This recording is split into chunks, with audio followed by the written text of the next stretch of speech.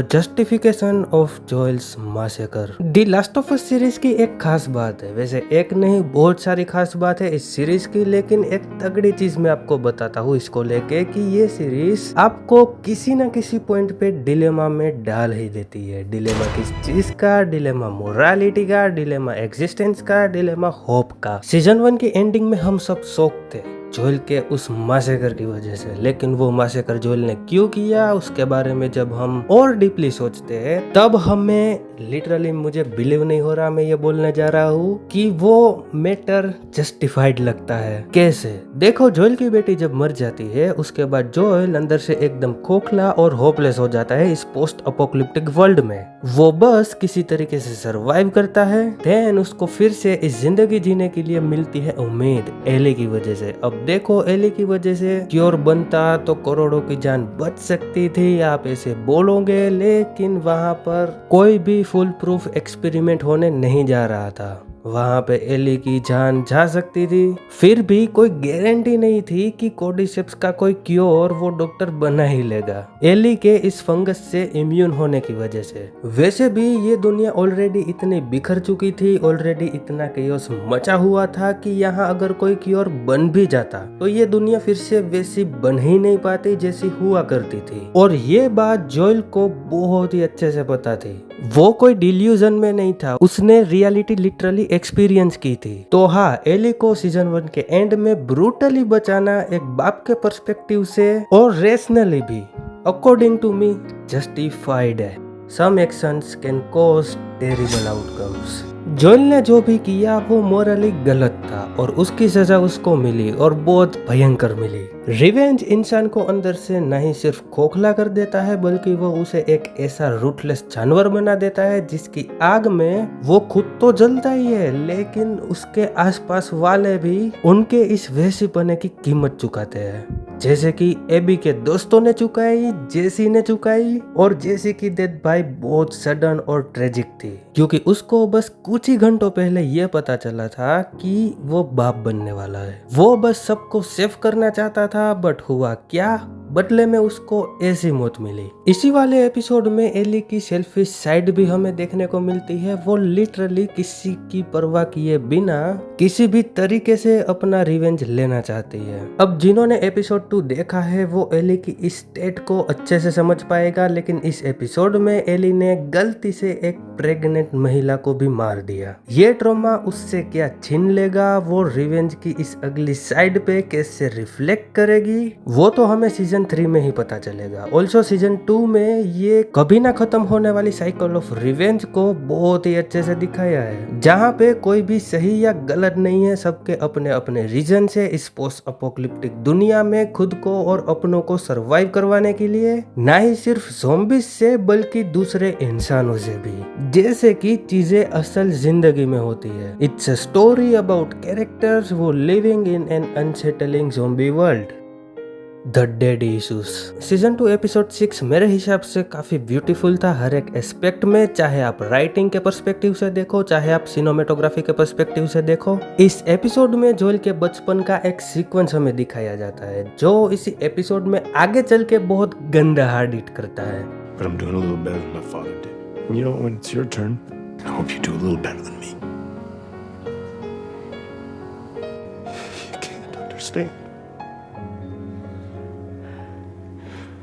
Maybe you never will. But if that day should come, if you should ever have one of your own, I hope you do a little better than me. ये दोनों scenes emotionally कितने heavy और beautiful है वो मुझे आपको समझाने की जरूरत बिल्कुल नहीं है। एली को लेके जोएल का प्यार कितना प्योर है कि जोएल की वो पिता वाली साइड हमें इस एपिसोड में डीपली जानने को मिली, और जोएल के कैरेक्टर की एक और लेयर भी कि अब जोएल बस इतना ही चाहता है अपनी बेटी की खुशी और उसकी सेफ्टी, वही उसका पर्पस है। और किसी भी बाप के लिए यही उनका पर्पस इन रियल लाइफ भी होता है। जहाँ पे एली का यूं जोएल से मुंह फेर लेना वो एज एन ऑडियंस दिल तो चीर ही देता है हमारा। लेकिन एली का रीजन भी सही है, वो डीपली ये जानती तो थी ही कि जोएल ने बहुत गंदा कांड कर दिया है, लेकिन वो उसे मानना नहीं चाहती थी। जब जोएल ने फिर से उसे स्ट्रेट फेस के साथ झूठ बोला तब एली जोएल के झूठ को मान लेती है, जहाँ पे दोनों ही अपने अपने पर्सपेक्टिव से सही है। ऑल्सो इस एपिसोड में true nature of living for loved ones को भी काफी ब्यूटीफुली पोर्ट्रे किया है, जोएल के जेस्चर से और सिनेमेटोग्राफी से। द क्राफ्ट ये एक पोस्ट अपोकलिप्टिक वर्ल्ड है जहाँ ज़ॉम्बी जैसे खतरनाक क्रीचर्स एग्जिस्ट करते हैं। ऐसी दुनिया और ऐसी दुनिया के लोग कैसे दिखेंगे उसको मेकर्स ने to be very honestly brilliantly present किया है। इस वीडियो को देखने के बाद आप HBO की YouTube चैनल पे जाना, सीजन 2 के हर एक एपिसोड का ब्रेकडाउन देखना, वहाँ पे मेकर्स की कन्वर्सेशन को आप सुनना, वहाँ पे आपको मेकर्स का विजन बहुत अच्छे से समझ में आएगा। आप इस वर्ल्ड में और भी डीपली इमर्ज हो पाओगे। Literally the last of us की सिनेमेटोग्राफी रिप्रेजेंट करती है according to me the true essence of nature और ह्यूमन का conflict.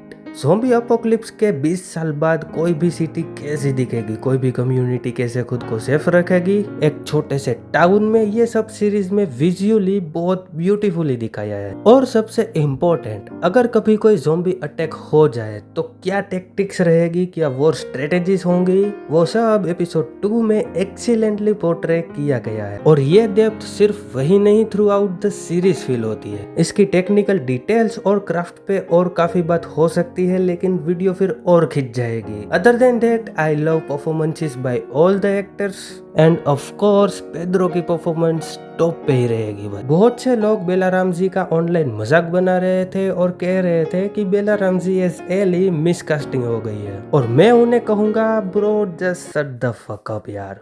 First of all, you don't know anything about acting or understanding the characters, so please bro just shut the fuck up. The final chapter, my verdict.